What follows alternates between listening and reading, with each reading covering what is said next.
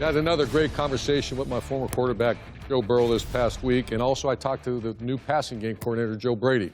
And they're doing two things. This is a much different pass offense they've had. The two things they're doing is, first, they're taking advantage of Joe Burrow's skill set. Number two, they're trying to make it as quarterback-friendly as they possibly can. For example, in the drop-back pass game, they put it in 3 different categories. Same thing he was taught at Ohio State for 3 years. The first category is this, movement key passing.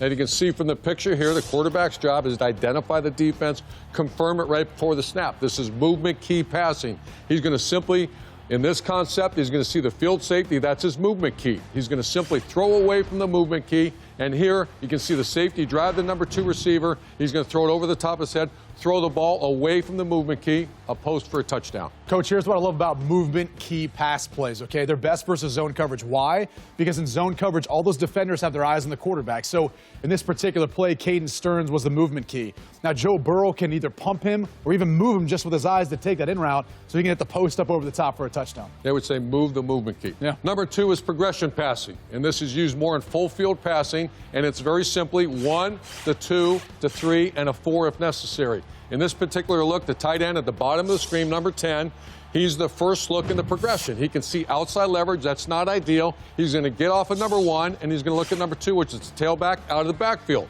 Number 2, again, has got outside leverage.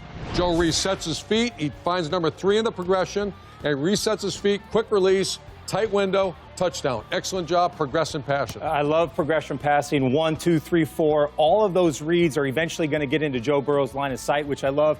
And, Coach, to your point, that formation dictates the zone coverage. So Joe comes up. He knows 1 and 2 are probably going to be covered, but he can still use his eyes to get that defense to come over. And then it opens up the hole for number 3 for the touchdown. Number 3 category is isolation passing. This is backyard football. This is simply, hey, Reggie and Rob, give me some help out here. Yep. And this is especially in tempo offenses, which LSU is doing quite a bit. So Matt's my receiver, Reggie's my receiver. I have 2 defensive backs. We used to always say, find the fish.